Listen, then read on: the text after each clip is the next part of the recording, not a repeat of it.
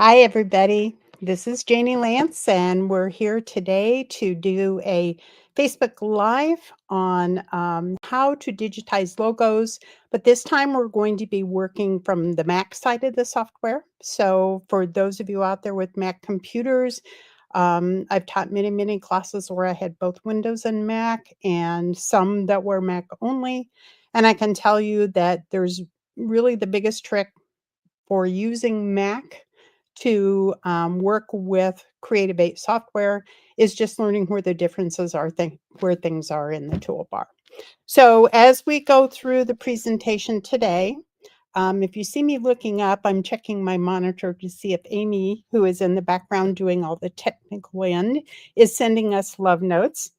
And if we get some little glitches, I don't think we will today. Last week I had a power outage here and had a little problem with my server. So I think we'll be fine.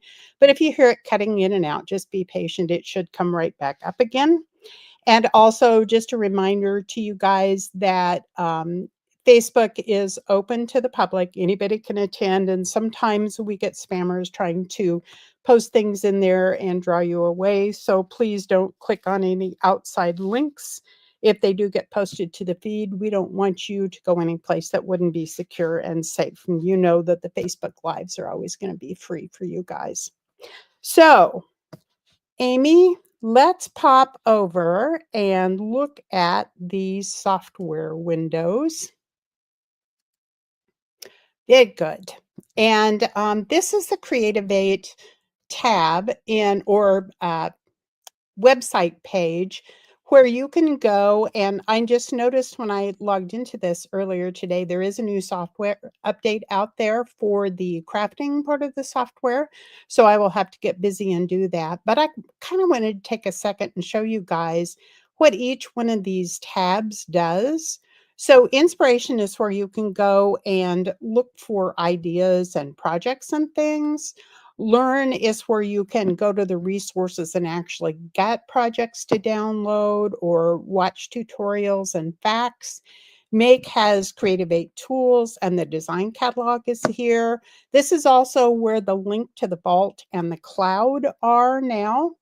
And will let you link directly to working with embroidery or quilting or crafting or sewing with CreativateE. I'm going to go back to make and just click on this vault cloud since I have you all here and show you that once you're logged into your account, when you go to the vault, and it popped right up for me before, so of course it's not going to now. But when you go to the vault, this is where you can log in and you can access your vault account and you'll see the designs and things that are in it. So I'm going to hop over here to CreativateE Embroidery, and I want to talk to you about why it's important to, or I guess, how different methods and media that you can use to create a logo. Because when you create a logo, what you're looking for is the level of detail that you can create a design and make it look clean and crisp and readable, gets across everything you need to convey. But when you're working with logos, 90% of what you're doing is actually tricking the eye. So I always say it's like working magic. How do I take those stitches and turn them into something that the eye sees as the detail that I want to convey to that user? So, how did you get there? How did you want to create a logo? And I would say in the history of all the years that I've taught software, and I've taught software a lot of years, the most common reason is because your aunt, your uncle, your cousin, your brother, your sister, somebody has a logo and they know you know how to use embroidery software and they say, will you make this logo for me? So one of the things that I thought was kind of interesting is that most of the time when somebody gives me logo, they send me a PDF file And you can see here, I've gone into Finder and I have this PDF file, and my image of the logo is just a picture right in the middle of an 8.5 by 11 size page.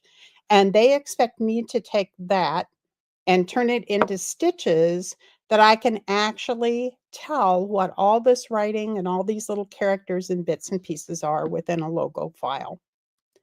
So when I work in CreaTivate's software, I always do test runs on things. And my first thought was, I'm just going to open CreaTivate Embroidery and I'm going to tell it I want a blank project. And then I'll pick hoop size. And this person, and this is another thing, when you're working on a logo for somebody, you need to get some parameters. How big do they want their embroidery to be? Do they want this embroidery to be 3 inches wide to go on a pocket, but they're also going to need it 12 inches wide to go on the back of a jacket for their company? All of those things will affect your choices and how you set up and digitize this embroidery design, because sometimes if you digitize something for the size of 3 inches and you use a satin line, which has a preset width, and then you make it 12 inches across, all of a sudden those satin lines look different in proportion. If you digitize satin column, they kind of scale with it. But a satin line, you're going to have to go in and select the satin lines and reset that width to be appropriate for the size that you're making the finished embroidery. So all of these things are part of your consideration when you start setting up and making a logo for someone. Now, this person wanted this logo, and this person actually is a friend of mine, Barb Moore, who is also an educator, and she graciously said, go ahead and use the logo to show people how you can digitize things into logos. And this is a family company business that we did. And she said she wanted the logo to be about 3 inches wide to go on the shirt where the pocket would be. So I chose a hoop size that came with my embroidery machine and was pretty close in size. And then I also made that hoop size natural, just so that when I finished the logo and I clipped the hoop on the embroidery machine, it would be oriented the same direction. And my thought was, let's try Express Design. So in your Mac system, you have a control panel in the CreaTivate's Embroidery window. And in this panel here, you have different icons that do different things. This one is the Create tab. I call them tabs, they're little buttons. And in Create, you have assistants. So this is where all your assistants, if you have the top level of the software, it's now called Elite. This is where you can go to Express Design. And I just chose Express Design into Hoop because I can set the size up as part of this process. I'm going to make an embroidery because I want it to fill it with stitches. I'm going to select artwork, and I have pre-saved my artwork as a PNG. So I did a screen capture of that PDF and created the Fates Farm logo as a PNG file. And then I can adjust it with Edit Picture, but we're going to do that later. So I'm going to go ahead and select Continue, and I'm just going to make sure it crops the way I want it to, which it's doing a great job. The crop box in Mac works really, really well, by the way. This is where I can set the size. So I'm set up for millimeters, but I know I want this to be 3 inches in width, and width and height are the arrows across this width and up and down is height. It's locked proportionally. So I am going to make this 3 inches and tab to refresh. And in Mac, you always want a tab to refresh, and that will convert it to the millimeters for me. So it's easy peasy to do. I'm going to go ahead and click Continue. And it takes me a while to process because my poor little MacBook Air doesn't have a lot of RAM. So be patient with it while it processes. A lot of detail here. So it's going through and looking at all that detail. And when I look at this, I can tell right away that even though my image looks nice and crisp and clear. Express Design does not have enough perception in what it sees in the image to give me a good result in a logo. So I'm just going to go ahead and continue and go through this to show you what happens. And again, it's processing the image. And look at this. Not pretty at all. I would not be proud of producing this. I've got areas of pattern fill, areas of satin stitch.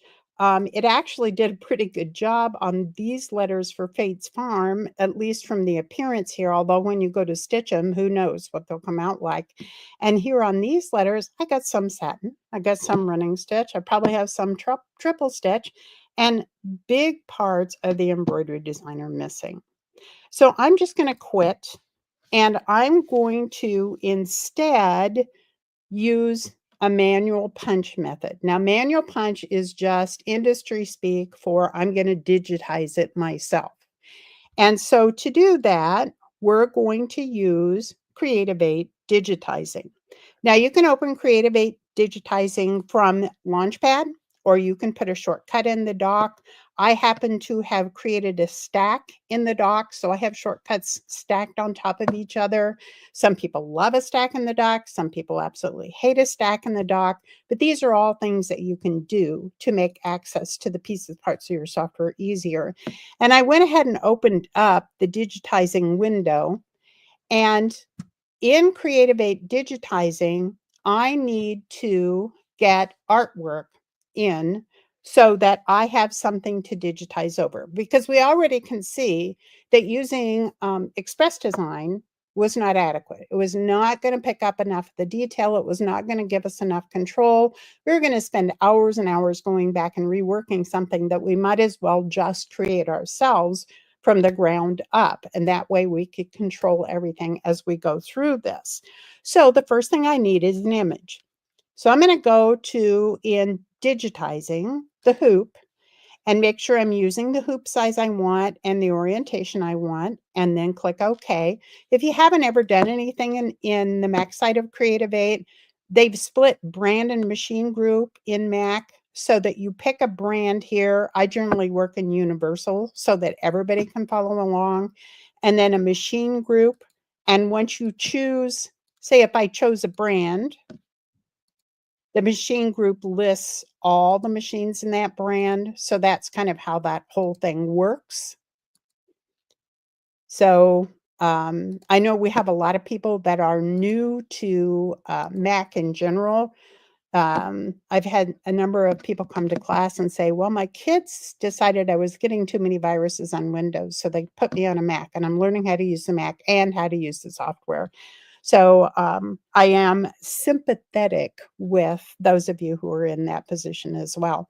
And then I have people out there who have been Mac users all their lives and are very, very strong digitizers. So it is an easy thing to learn once you know where the tools are and you know how to guide those tools along. So the first thing I want to do is I want to load and size an image. And we have 3 icons in a background toolbar. So we need an image embedded in digitizing as a background. And this one might be the one I would instinctively go to first because it says load background. But the trick about load background is it opens Draw and Paint, it lets you select it, it dumps it back in. You don't have any opportunity there to adjust the image. It just brings it in and sizes it for you, kind of like what happened in Express Design or in Express Create. So I want to choose Edit Background because when you go into Draw and Paint, and we are now linking to Draw and Paint, when you go into Draw and Paint using Edit Background, it's going to keep the Draw and Paint window open, and you can adjust the image, make changes in it, change colors, redraw parts of it, whatever you want to do. And then when we close this, it will bring it back at its finished final size and edit, and we'll be ready to start digitizing over the top. So once you're in the Draw and Paint window, we're going to need to insert a piece of artwork. So the insert tab is a plus sign in this control panel over here. Draw and Paint does not necessarily have the same type of area to work in. In Draw and Paint, we call this the canvas area. And a couple of little tips are when you set settings in the canvas, when you have linked from Draw and Paint, it comes in with a size canvas to match the hoop in the digitizing window. You do not want to change this when you are linked because it will throw things off. It will cause issues. So never, never, never use resize canvas when you are a link from the digitizing software or even from the embroidery software, because you can make backgrounds there as well. So we're going to go to the insert window, and I could use shapes. I could use some of the designs that come in it already from the design gallery, but what I'm going to do is insert a file, and then I'm going to browse over and find that Fates Farm logo and open it. And now my image is here in Draw and Paint. Now the image is not necessarily prepared quite the way I want it. For one thing, you can see there's some extra white at the top I probably don't need.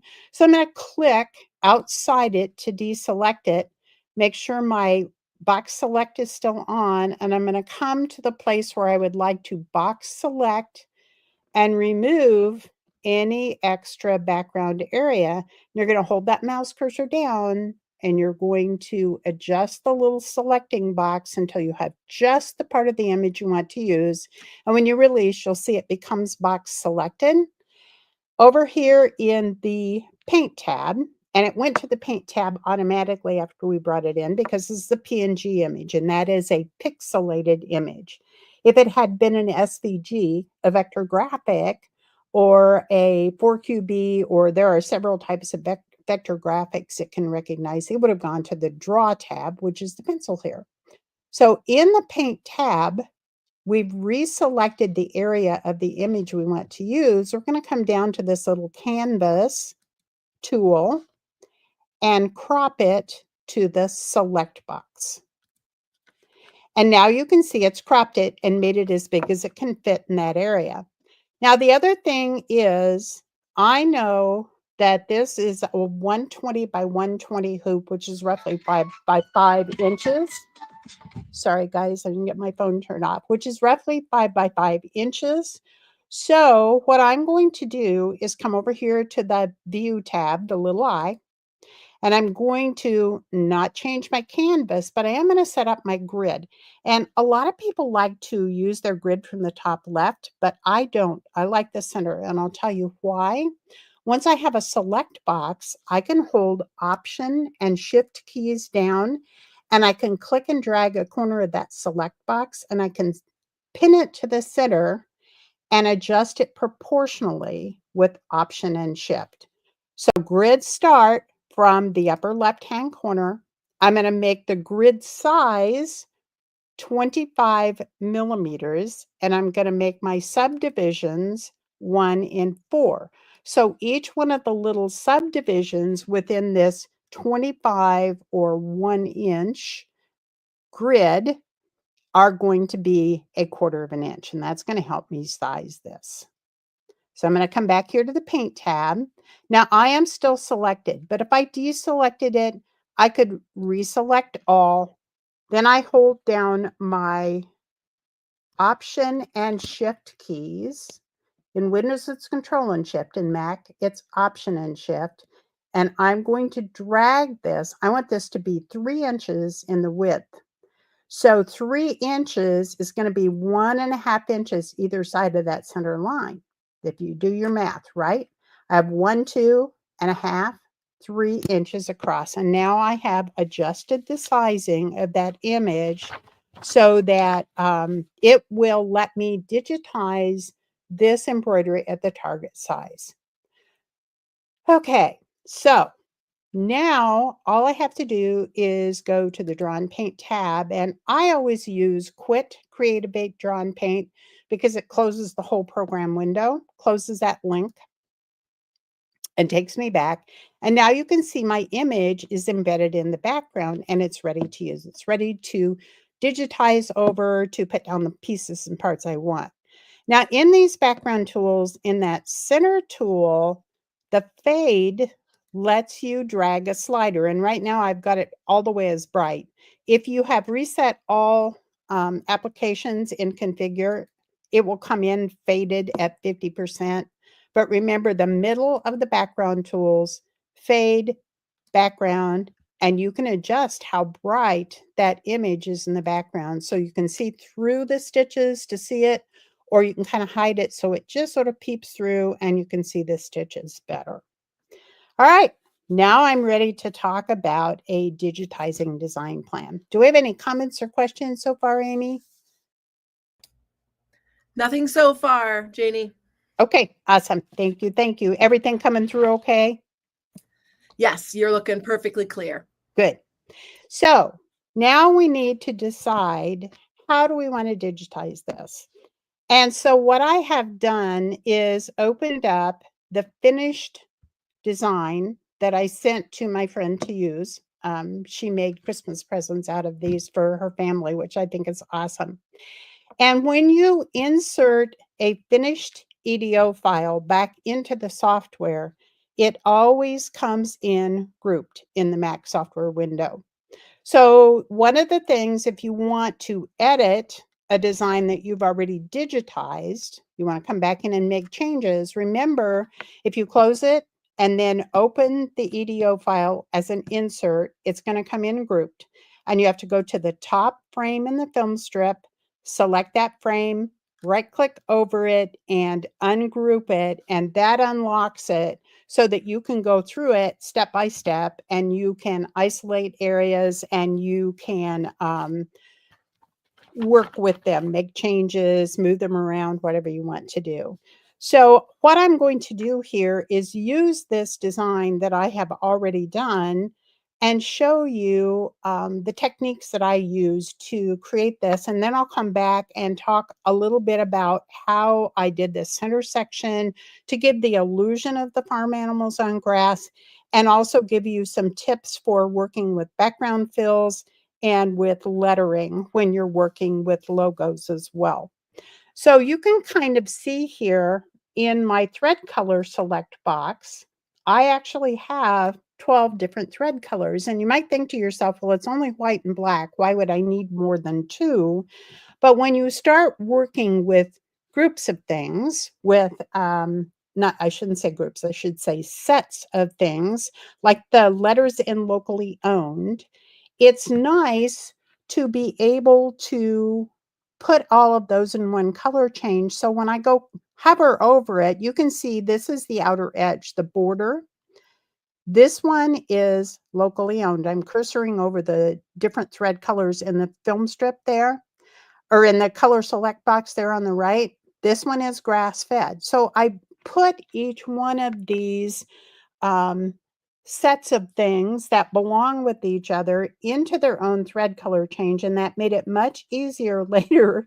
Trust me, I spend hours digitizing a complex logo like this. Even though it looks simple, it's fairly complex. And when you do this, when you break it down, even though it's just black and white, it makes your life much easier when you want to go back and select just a certain part of it.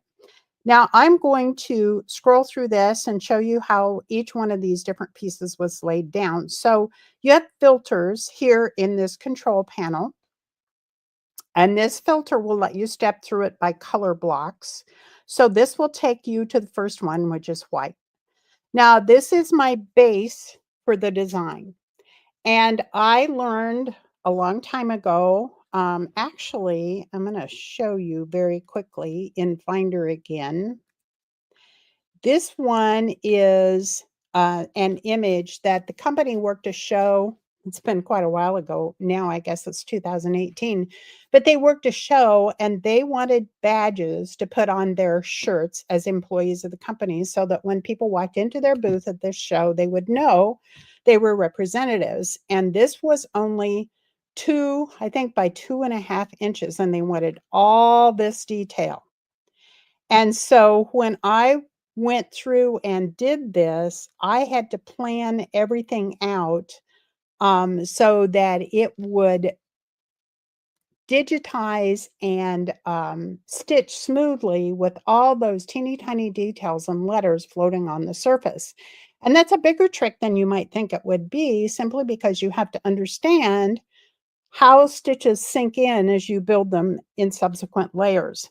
So for this one, I found when I'm going to draw all objects again here so you can see this. I found that the locally owned was best done in a double stitch or a triple stitch because I wanted skinny lines to the letters. And if you look at the artwork, let me take you back and forth here. If you look at this artwork, you can see locally owned is really tiny up here. But when I started working with it in the digitizing window, I could not get those letters to come in small enough and stitch nicely. So I took some, what I call poetic license with this. And this is where, when you start working with logos, 9 times out of 10, people want to make everything 100% what the artwork was originally. But you know what? The person who's looking at the logo stitched on a shirt does not know what the work looked like. They just know what they see in the stitch out on the shirt's logo. So what you have to do is look at where things sit in an image and where they sit in the finished product. And if I go back here, I can I thought I had one that was this one. You can kind of see how I had taken some poetic license with how big this lettering is in order to get it large enough and clear enough to stitch well. And even though these letters look kind of uneven and unlevel, when you look at the finished stitch out, Amy, do you want to flip over to the camera for a minute? Thank you. You can see in this finished stitch out that things don't always stitch the same way as what we see them on the screen. So this is the end result. This was the artwork that, whoops, got to get my right hand up here. This was the artwork that I worked from. And this is what I'm talking about when, okay, we can go back to software, please.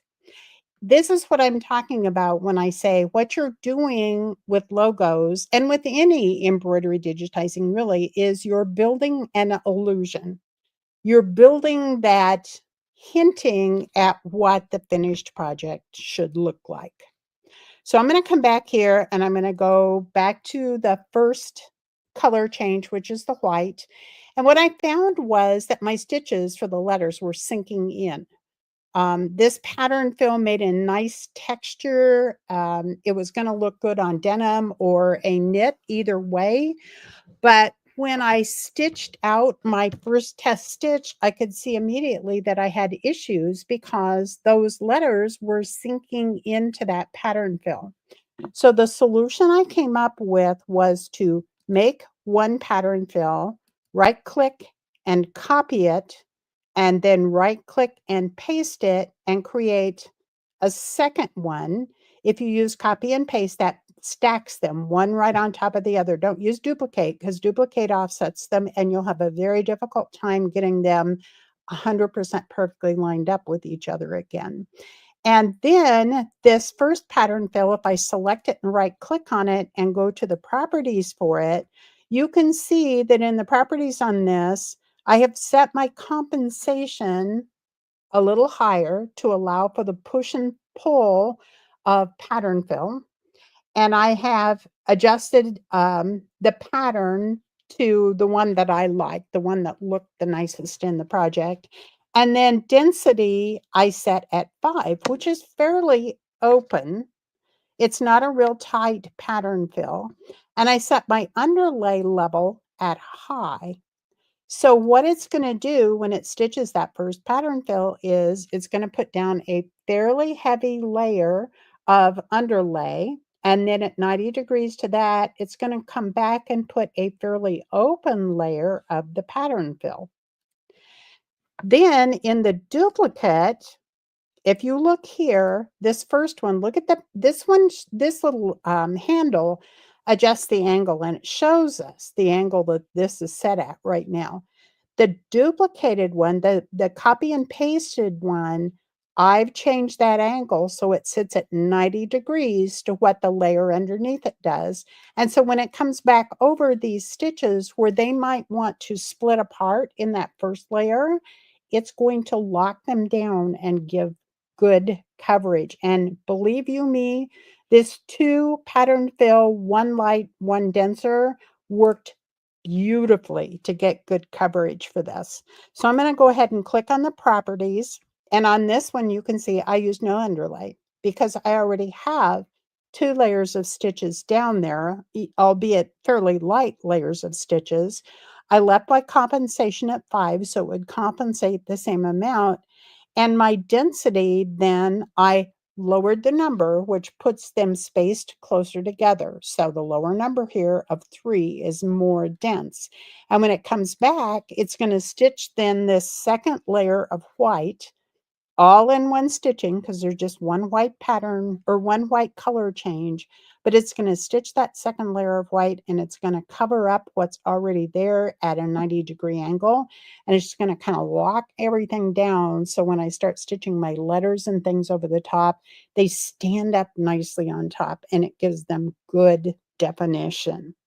So a couple of tips for your base layer. I call this the base layer for a badge. And that's another thing when you're asking the person who wants this logo, how do they want the logo? You need to know the size. You need to know what it's going to go on. Is it going to go on a knit t-shirt? Is it going to go on a woven? Are they, where are they going to use it and what size do they want it to be? But you also need to ask them, do they I just lost that thought entirely, Amy. I wish you could read my mind. So you need to know, do they want this as a badge? Are they going to put wash away in the hoop and then stitch this and then rinse the wash away and sew it on? Or are they going to stitch this directly on the fabric? Because the approach you take could vary. I did 2 versions of this, so she had a choice. This one is set up to hoop the shirt and stitch it directly on the shirt.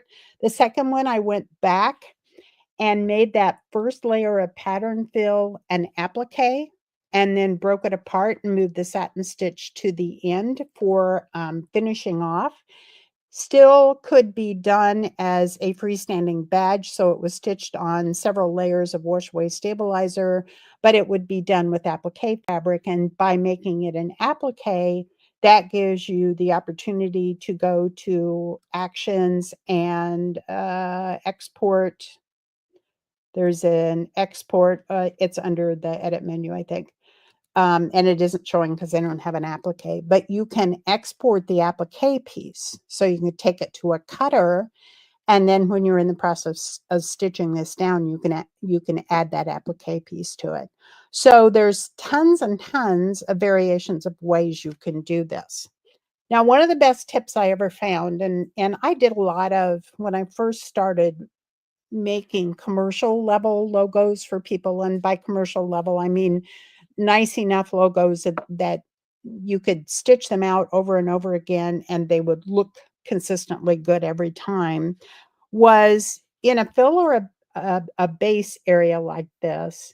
If you cut holes in that fill, and that's what we used to do in earlier versions of the software, if we're going to put lettering or something on it and the letters tended to sink in there, then we'd cut a hole and put the letters, with nothing behind them. And then you had shifting of stitches and then you had all kinds of problems. But what I finally found, a tip on a digitizer's website, was don't cut holes in your base, because when you cut holes in base, you're reducing the support of how that base stitches out. So if I cut a hole in here, it's going to want to spread more if it's having to work the fill out and around internal holes. And the other thing is when you add holes to an area like this, it breaks up the fill stitch pattern. So if you've ever watched these stitch, you know they start on one side and work across and go to the other side and work back the other way. But when you have holes, they also have to break and go around the hole and then travel back and fill in. And so you have opportunity for those little streaks or lines to show up in the digitized product. So one of the best tips I ever found for creating logos or anything where you want to do a really heavy but not super stiff or dense pattern area like this, and you don't want it to have streaks and imperfections in it. Okay, so now I've got my base. I'm going to go to the next thread color, and this satin line is going to stitch around the outside of that base before it stitches anything else. And that reduce the amount of push and pull that comes from the stitches with the lettering and stuff. They're not going to show at the edges if it doesn't line up perfectly, but the satin line will show at the edges if it doesn't line up perfectly. I'm going to turn color 1 back on so you can see it with this pattern fill. Then I'm going to go to the next thread color, which is color 3, and that was locally owned. The next thing I digitized was grass-fed, beef, pork, and poultry. This one is, it's meant to look like a plaque, like it's raised, like those letters, those words were put on a plaque. So it's a bit of clever trickery. If you look at the original image, these were much smaller sized letters.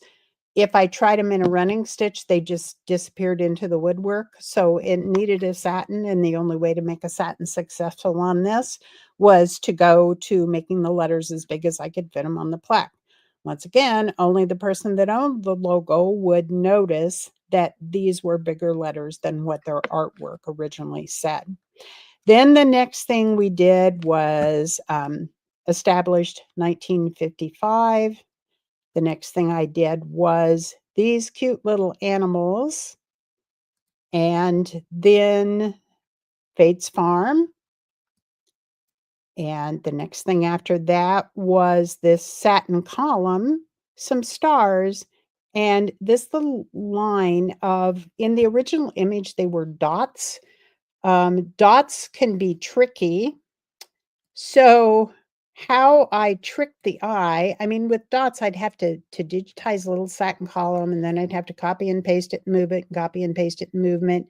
Getting the spacing right on a circular line like that, and the kerning can be very difficult, but it was quite easy to just create this as a set of, I'm going to select it, see if I can get that one to select, and right click over it and show, whoops.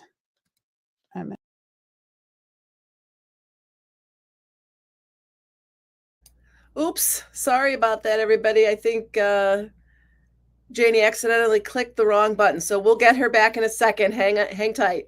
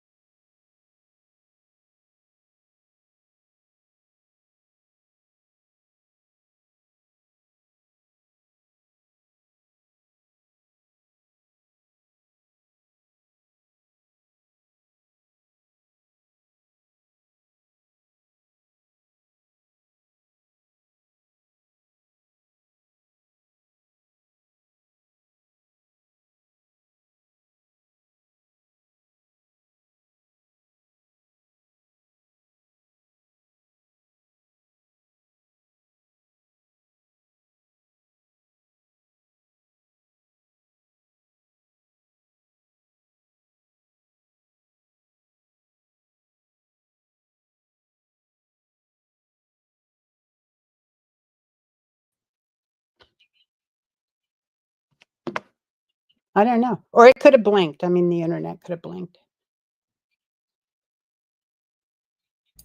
Janie, we got you on the screen. Oops, I'm going to hang up the phone. So now you just need to, I just need you to present your computer again. We're getting there, folks. Thank you for hanging on.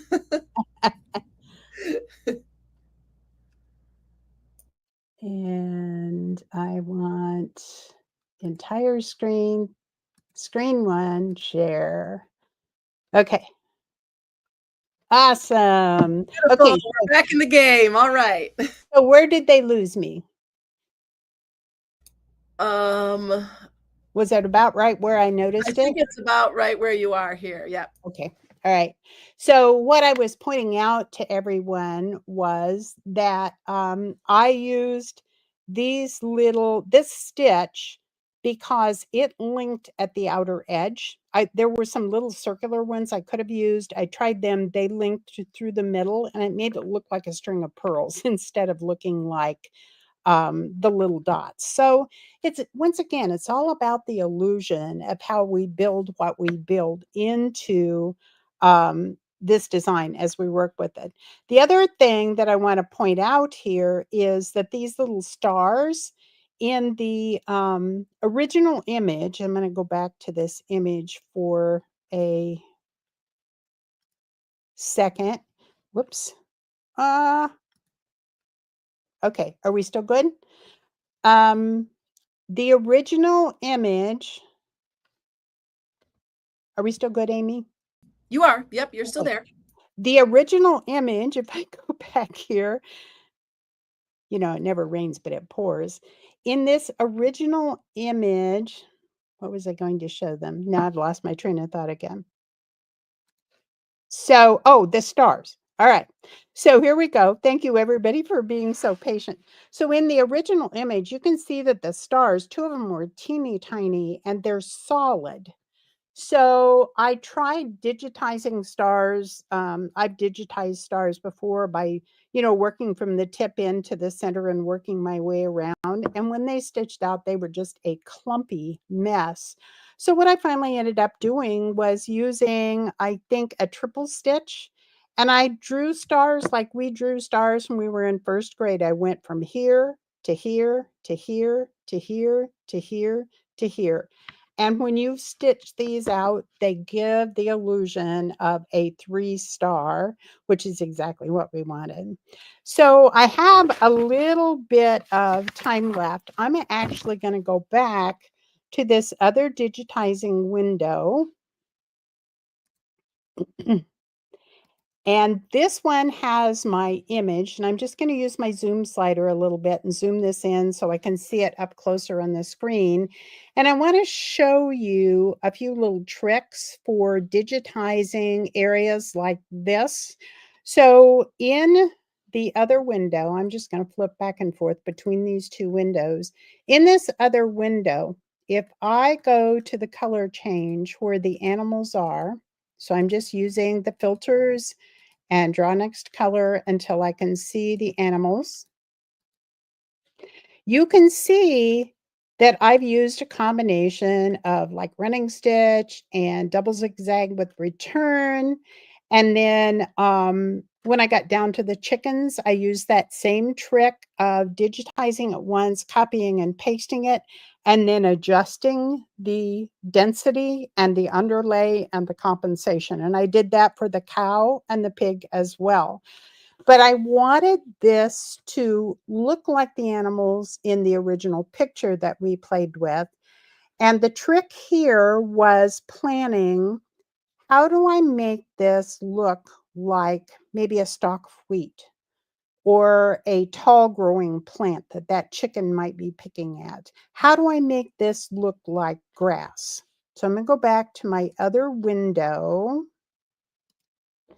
And in this window, I am just going to kind of skip over to the point where I would digitize that. So I'm going to change my first thread color, and in color select, that's quite easy to do by double clicking it, opening your colors wheel. I'm going to use black. So that will take me quickly to, well, it took me to Midnight Navy, and that's close enough. And then I'm just going to set up my tools. So to digitize, you have tools here, and you have different modes to digitize in. This one is quick digitizing. This one is freehand digitizing, which is where if you select this tool, you use your cursor like the tip of a pen, and you have to click and hold and draw. And it takes a very skilled person and a very steady hand to do that. I've never had a steady hand. I'm not an artist, so I don't use that tool at all. I tend to use a combination of Quick Create and Point Create. This one is Point Create. And this whole logo, with the exception of some of the lettering, which I'll show you in a minute, was all done with Point Create. So I'm going to preset my tools, and I want to start by working with line stitches. So I'm just going to click the button, and that turns that pattern fill off. I'm going to click the arrow on the line stitches and turn these. What stitch you use would depend on your personal preferences. I'm just going to start with a running stitch here. Don't need any applique, so that should be off. And then I'm going to come to options and go to the fill area and line options, because these are the fill area and line tools. And I'm going to make sure that I'm using a running stitch. My thread color is going to be the same as the fill area. I don't want a separate color change if I'm making a closed object. And stitch length. And 2 millimeters is a little long, so I like to take it down to somewhere between 1.5 and 1.8. And then I'm going to think about how I want to sequence this. So what I finally came up with for my personal preference. Now remember, there's 10,000 ways to digitize everything. And if you have 100 digitizers in a room, they would digitize this 100 different ways. Nothing is wrong or right. It's all about the final effect that you want to get. But there are some things that are easier to plan and execute if you understand how some of the tools work, and also the process of stitching out. If you watch what other people have digitized while you're stitching it on your embroidery machine, you suddenly start to see the fact that they have underlay. They have stitches that travel from one place to another in certain areas of the design. And if you can create areas where you can go all the way across and then come back and work off in sections, or you can work and then change tools and work an area of fill, and then come over here and do the cow, and this is how I did it, and then come over here and do the pig, and come to the end and create these plants again. But this is where you start thinking about level of detail. I know that I cannot reproduce all of the details in that little piece of artwork and stitch it successfully. So, and by the way, you know you have a zoom slider, right? And you know you have zoom to fit, which takes it back to the full size of the hoop in view. You have zoom to rectangle, but you can use the slider, and I use the zoom slider a lot. You have a little plus that zooms at like 10% or 11% with each click, and you have a minus that zooms it out the same way. So that's what those two little tools are for. So what I wanted to do was work my way across doing everything that sat above the grass. And when I got to the other end and I had finished, I came down to the end and I worked my grass back off again. So I'm just going to do a little bit of this.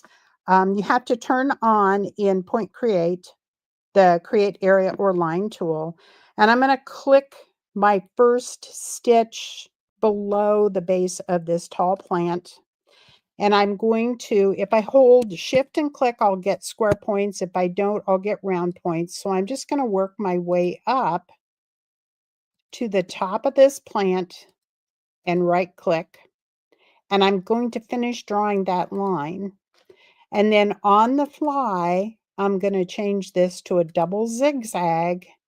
I'm going to hold my cursor over that little bow tie for the next object. And when you see that slash changes from a square to a slash, that means it's going to join. So I'm going to click this first point. I'm going to hold shift and click and make it square and work my way down to where I want a side branch. Shift and click to get square, right click, and finish drawing the line. That keeps my tools on for me so they're ready to use again. And if you look at the film strip, you can see there's no bold line between those frames. Now, why that's important in doing a section of the embroidery like this is every time you see a line between these film strip frames, it tells your embroidery machine to do a tie stitch, a cut, a jump, and a tie stitch, and it leaves thread tails on the back side. And if I can connect all of the pieces in this section so that it doesn't do securing stitches or tie stitches and cuts with a tail on the back side and do a jump and another tie, there might only be a 32nd of an inch in there, like the size of a human hair, but it's still going to do that cut because I didn't connect from one piece to the next. So what I'm going to do is work my way on down. And oops, I chose the wrong one. I chose double zigzag with return. Let's see if we can right click on this and change the properties. Sometimes when you're teaching, I wanted a double stitch instead. Let's see if it puts me back where I want to be. And it did not. So I'm going to right click and delete that object. Make sure when you're getting ready to insert another section that you click on the last thing in the film strip so that the next piece goes in following it as well. So I'm going to now choose a triple stitch. I'm going to cursor over and connect it, click a square point just to make that sharper at the end and come down here to where a side leaf is going to go, finish drawing the line. I'm probably going to alternate between running stitch and triple stitch if I'm really being fussy about it, although honestly, you won't notice a lot of difference. The biggest thing is to remember to cursor over, click to connect those, work your way out, finish drawing the line. I'm right clicking to get that. And then we're going to do a triple stitch again. We're going to cursor over to see the connect where it slashes.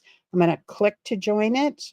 I'm going to work my way back to the main stem, do a square point here with shift and click, right click, and finish drawing the line. And honestly, most of what you do when you're digitizing things, I'll just leave that one, the triple stitch. I'm going to cursor over, shift and click for a square point and come back down into the middle of the grass, finish drawing the line, and change this to a running stitch again. Now I'm going to cursor over. I want all of these pieces to be connected.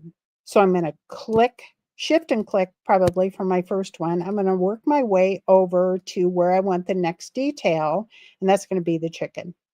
Then I'm going to right click, finish drawing the line, and that's where I will turn my pattern fill back on. So I'm just going to use a regular pattern fill. I can adjust it later. So for the purposes of the demo, I'm not going to do much. I'm going to turn it off for a minute and do cursor over so I join, shift and click. I'm going to running stitch up into the chicken's body and back. I want that one to be a square point and back down to establish the other leg. Finish drawing the line, and then I'm going to cursor over this, connect, work my way up, and come back over to the point where I want to create the fill and make it start and stop there. So I'm going to right click and finish drawing the line. And now I can go all the way around this chicken, and then I'm ready to come back down into the grass again. So I'm just going to hop over and show you in this one from the chicken, I used a single stitch to connect it, but you can do it in 100,000 different ways. Here's my pattern fill. Here's my pattern fill. I came back down because I didn't end up quite where I wanted to. So I moved over with a single stitch and down with a single stitch. This whole chicken, when it stitches, is about a half an inch by a half an inch. So these tiny little single stitches allow me to keep my film strip so all those pieces are connected to each other. And when I stitched this out, I didn't have the machine constantly stopping, tying off, trimming. The cutter has to recover. It has to jump to the next stitch and then start the process all over again. And that's really one of the important things you're looking for when you do sections like this in a logo. Now, I want to show you, just for fun, because I think this is fun. So pretend I've digitized all this other stuff. So I'm going to go back, make sure I have a running stitch. I'm going to cursor over and connect it, and I'm going to running stitch. And I did my cow, and I did some grass here, and I did my pig, including his little tail, and I did some more tall grass at the end. And then when I was all finished with all of those things that sit above the grass line, I clicked on this corner with a square point and right-clicked and finished drawing the line. And we have a lot of really neat tools that we don't use every day, and one of them is feathered satin. So I chose to make a feathered satin, and in the options, there is a feathered satin setting, and I went ahead and preset this. And whatever side you start on first is side A. Whatever side you click the second point, because these are done in point 1, point 2, point 1, point 2, point 1, point 2, is side B. And if you want it to be feathered on side B and not on side A, then you tell it the feathered type to be side B, and then you tell it density. So I think I had my density, I checked, and it was set at like a 10, and that's something you can adjust later. You just pick a starting point and then let it adjust later. And the third thing you look at here is, how long do I want this feathering to be? Well, I know this is about 25 millimeters together. So my length, I'm going to start out with maybe a 10 millimeter length. I can reset it all later if it isn't quite right. But once you turn this feathered column on, this is so cool. I can still connect it. So I'm going to cursor over here. You can make this curvy or you can make it linear. If you click round points, it'll be curvy. If you click square points, it'll be linear. So I'm going to put a square point here and a round point here. Well, it came out square. I guess they work in pairs as square. And I'm just working back and forth. And you can adjust the angle of the grass by how you tilt these pairs of points. And you can edit these after the fact as well. So where it's longer, I'm making it longer. Where it's shorter, I'm making it shorter. And you can take creative, poetic license with this. And I'm just going to work my way across here. And I am going to run about 5 over, Amy. And when I get to the other end, this is what I think is so much fun. And I right click and I say, finish my feathered satin, and voila. Look how much, I'm going to go up to live view because I use live view a lot, but look how much this looks like grass. Isn't that cool? I just love that capability. So the other thing I wanted to talk about just a little bit here is lettering. And people think, oh, well, they're just letters. I'll just use running stitches or satin stitches and I'll digitize them. And then once you start doing that, you discover that satin stitches, the length of a column, like across the top of this S, they push out a lot more at either end than you think they will. And they pull in from either side a lot more than you think they will during the stitch out process. And this is where you start working with compensation. But 9 times out of 10 within the system, there is a font. So I'm going to go into my letter tab and look at these fonts, and you can go through and you can find a system font that is designed for very small lettering. So I'm just going to pick Avant-Garde because we don't have a lot of time left in the presentation today. So I know that I want to use Avant-Garde, which is sized to be as small as 5 to 30 millimeters, it's already set up for me. So why wouldn't I want to try to use that? Now the other one, there are some line fonts and they're in the traditional category. So I'm going to go upward and look through these. So here we have Bernie, and the Bernie font is actually in 3 different sizes. And this one is a line style, and it's done at 15 to 25 millimeters. So Bernie was a good choice for those small letters at the top. So let's go back over to our digitizing window, and let's go up here and look at how we can bring in already done letters and use them. So we have under the edit window, we have an insert menu. And from there, you can insert an EDO file. You can insert a finished embroidery file in multiple formats. You can insert another express design. You can insert lettering, super designs, and something that Windows can't do, which is very cool. You can insert a single motif. So I'm going to use insert lettering. And from insert lettering, I have to browse this menu again. And oops, I had forgotten. In my Mac, I can actually choose the menu just like I can choose it in the embroidery window. So isn't this cool? So I'm going to scroll through and find, no, that one's a little too foo-foo. Let's go up and find, foo-foo is a technical word, by the way. It means too curly and wiggly and whatever. There we go. So there's my Bernie font. I'm going to select it.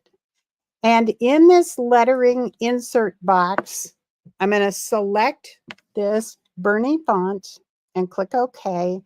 And then I tell it what size I would like to target it to begin with. So not quite sure how big these need to be. I'll just leave it at 15.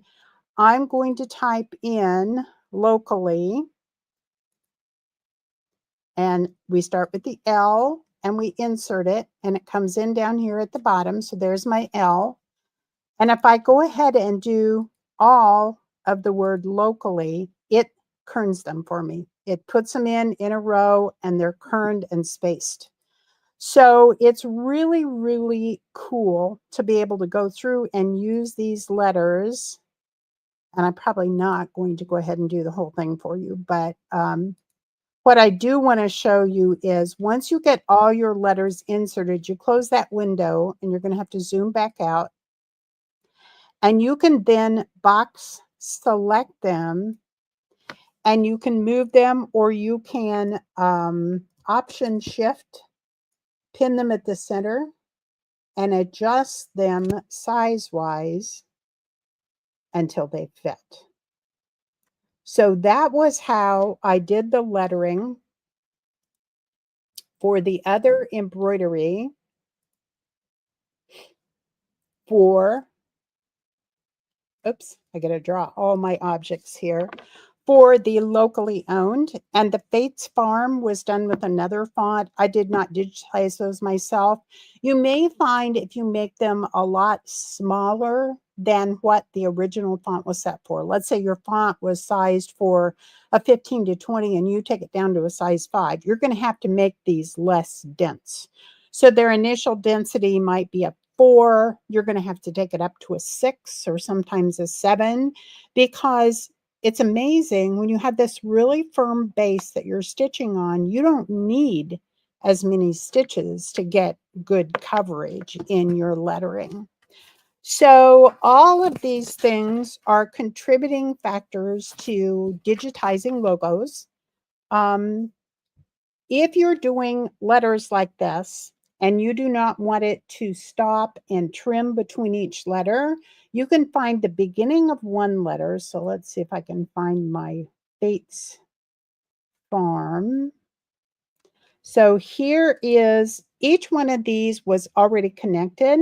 Between this one and this one, I could go to point edit mode, and I could use in point create a single stitch and it puts the beginning of the single stitch there for the piece I have selected, and I'm just going to cursor over the A, and I need to zoom in again to do this.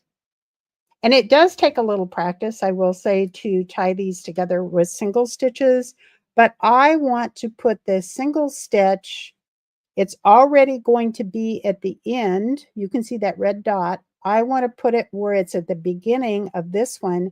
And when I cursor over this one, I'm going to click it and right click to release it and finish that single stitch. And you can see how it took that dark line out, because I actually got close enough to it that it joined those two stitches.